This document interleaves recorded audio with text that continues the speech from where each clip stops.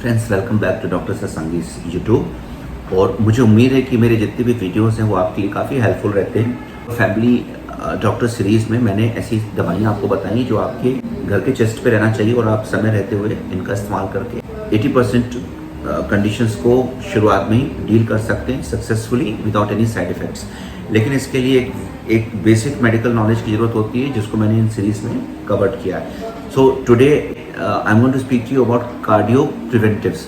बहुत important topics है उन सभी पेशेंट्स के लिए जिनको हार्ट अटैक्स आ चुके हैं और वो रिकवर होने की कोशिश कर रहे हैं, लेकिन आज भी वो खुल के अपनी एक्टिविटीज़ नहीं कर पा रहे हैं। और उन पेशेंट्स के लिए जिनके अंदर टेंडेंसीज हैं हार्ट अटैक की तरफ जाने की, यानी उनका कोलेस्ट्रॉल हाई है, ओबीस हैं, मेल हैं, उम्र 40 ईयर्स के प्लस हो रही है, ऐसे जॉब में, ऐसे वर्क में जिसमें काफ़ी प्रेशर्स हैं, स्ट्रेस हैं, ओवर थिंकिंग की हैबिट है, इसके अलावा स्मोकिंग करते हैं या अल्कोहल भी आप यूज़ कर रहे हैं, परिवार में ऐसे टेंडेंसीज रही हैं, तो उनके लिए भी ये प्रिवेंटिव्स या cardiotonics will be very useful.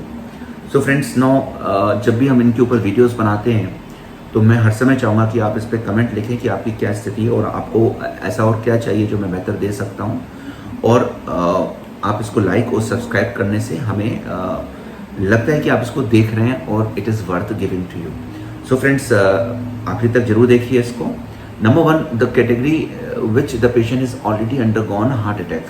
देखिए, हार्ट अटैक के जो बेसिक रीजंस होते हैं उनमें सबसे सर्वोपरि CAD एक that's called coronary artery disease. Doctor ने बताया कि भाई आपकी जो हार्ट है उसमें खून तरीके से सप्लाई नहीं हो रहा है क्योंकि आपकी जो कोरोनरी वेसल है वो ब्लॉक्ड है। तो कितनी ब्लॉक होनी चाहिए? देखिए, कभी कभी पेशेंट 70% ब्लॉक के साथ भी एक अच्छी लाइफ जी रहा होता है, उसको पता भी नहीं होता है, और इवन डेथ किसी और रीजन से होती है। लेकिन ऐसा मान के चलते हैं कि 50% से ऊपर का अगर ब्लॉकेज है तो yes, that should be taken care of.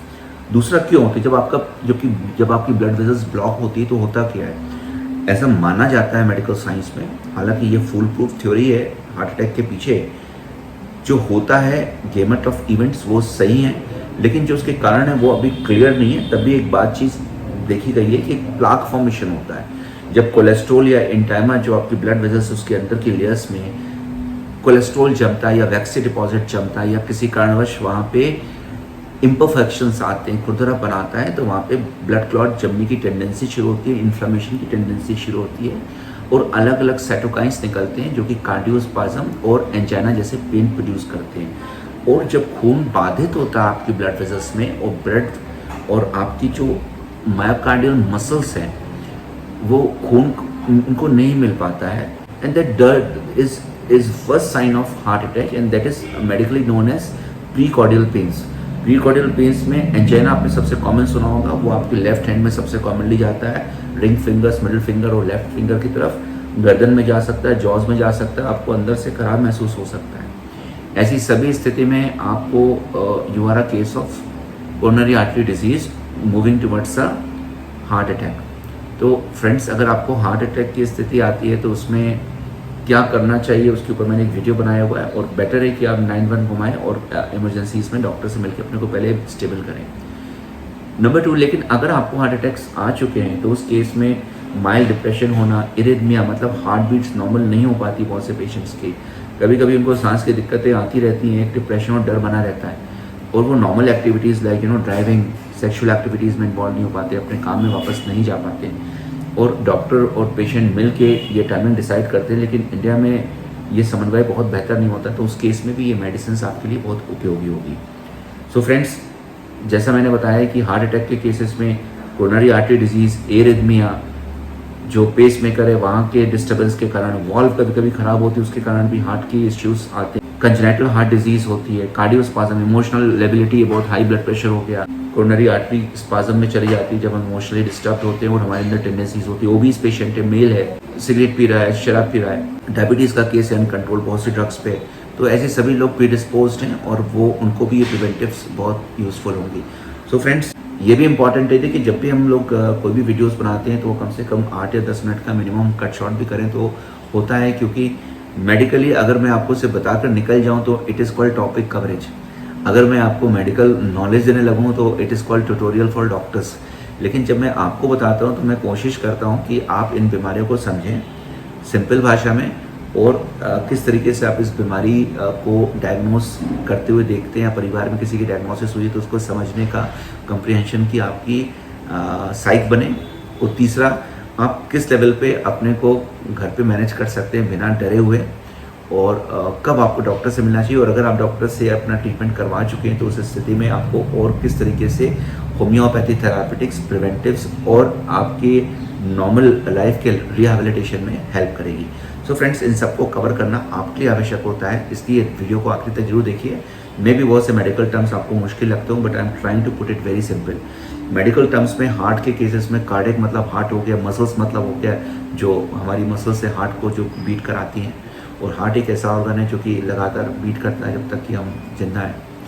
तो इनकी प्रिवेंटिव सिर्फ मेडिसिन से नहीं है, ईश्वर की दया से भी हम स्वस्थ रहते हैं और हमारा हार्ट ठीक रहता है। इसलिए प्रिवेंटिव्स के रूप में दवाइयों के अलावा या कोई मेजर सर्जरीज की ज़रूरत पड़ती है जब पेशेंट्स बीमार पड़ते हैं या उनको हार्ट अटैक आ चुका होता है, तो धमनियों को खोलने के लिए थिनर्स के रूप में एस्पिरिन और कुमारिन्स, अलग अलग लाइन ऑफ एक्शंस हैं।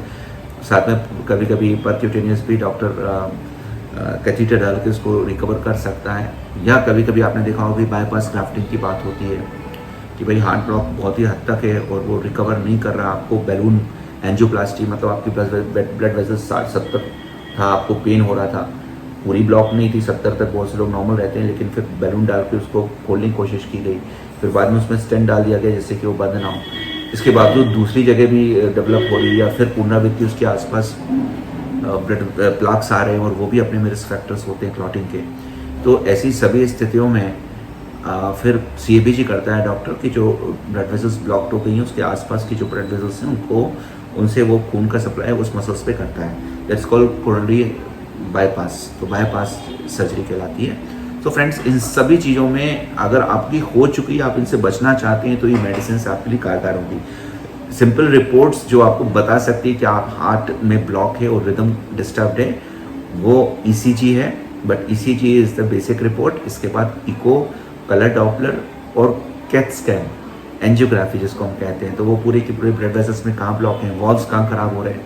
कभी कभी हार्ट के CT स्कैन में हमें मसल्स के इन्फार्क्ट एरियाज भी पता चल जाते हैं, ब्लड सप्लाई पता चलती है। TMT टेस्ट से हमें पता चल जाता है कि पेशेंट की रेजिलियंस क्या है। कि TMT और ECG बहुत बेसिक टेस्ट हैं, ये बता देते हैं कि आप एक्सरसाइज करते हैं तो आपके हार्ट में पेन हो रहा है, नहीं हो रहा है तो क्या हार्ट बीट्स बहुत बढ़ जा रही है, क्या आपके हार्ट में ये कैपेसिटी है कि ज़रूरत पड़ने पे हार्ट बीट्स बढ़ रही हैं और कम होने पे वो कम हो ज़रूरत पड़ने पे कम भी हो जा रही है तेज़ी से। तो ये रेजिलियंस जो होती है इसको चेक करते हैं TMT। अगर हम हार्ट के पेशेंट है तो हमारी हार्ट बीट्स कभी कभी 110-120 पे जा सकती है, लेकिन दिन भर वो 90 के आसपास ही रहेगी बिना कुछ किए।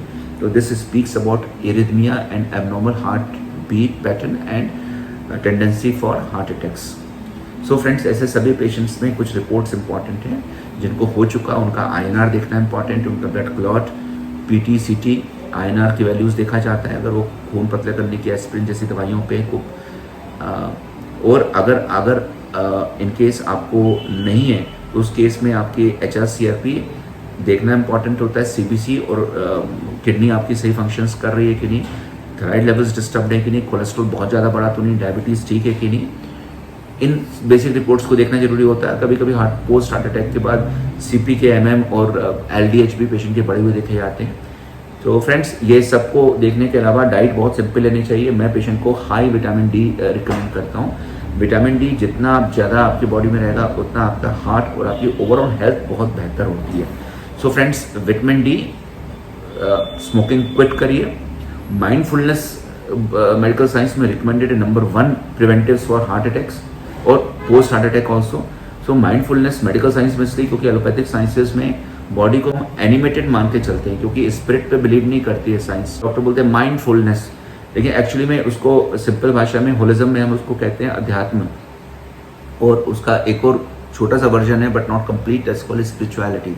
स्पिरिट से spirituality, not a part of allopathic sciences. और अध्यात्म एक ऐसा कुंजी है जो कि बीमारियों को पैदा करने से रोक सकता है, आपके स्वभाव में बदलाव बेसिकली कर सकता है, और आपको आपके स्वभाव में वो उन चीज़ों को पैदा करता है जिसको हम सत्व कहते हैं। तो जब तमस होता है तो भारी होता है, कोलेस्ट्रॉल इज तमस, नींद is Tamas, heaviness of the body is तमस। तो इनको हम आयुर्वेदा में भी अलग तरीके से फाउंड आउट करते हैं ह्यूमस के पार्टिसिपेशन पे।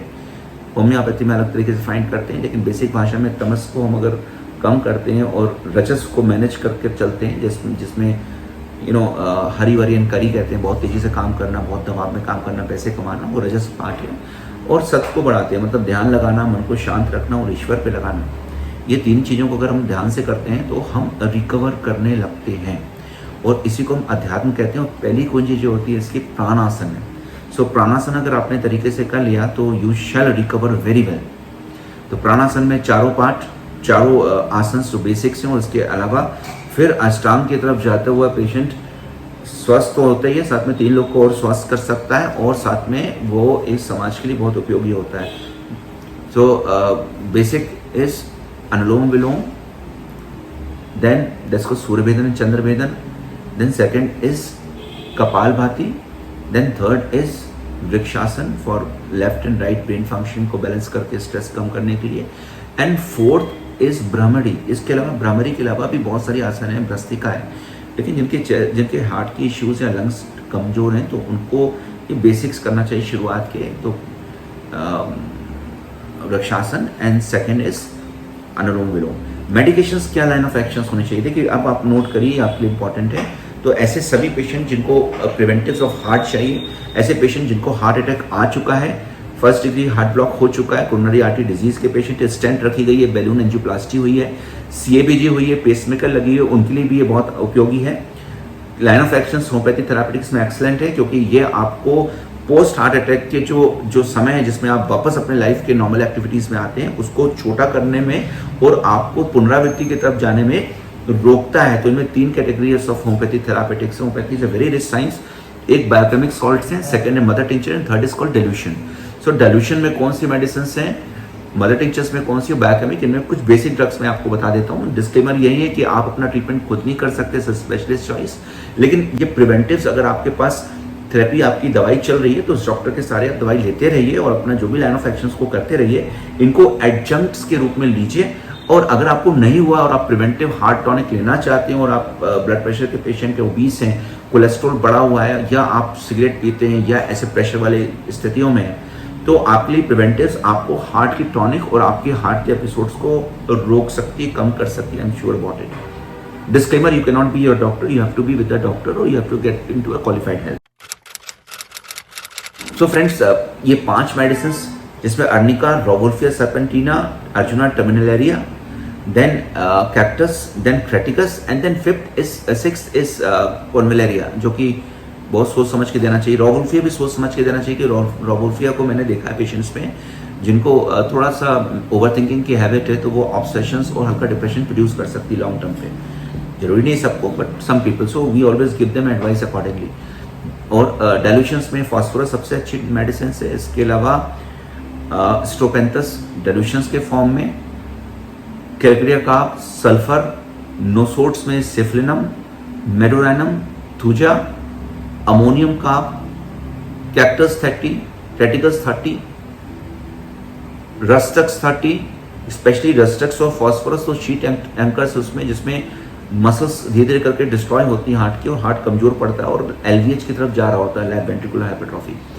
सो ये डाइल्यूशंस को आप नोट कर लीजिए। बायोकेमिक सॉल्ट्स हैं जो प्रिवेंटिव का काम करती हैं, उसमें हर एक पेशेंट को जिनको हो चुका वो इनको ले सकते हैं without any problem with the normal drugs, और जिनको हो सकता है वो भी इसको ले।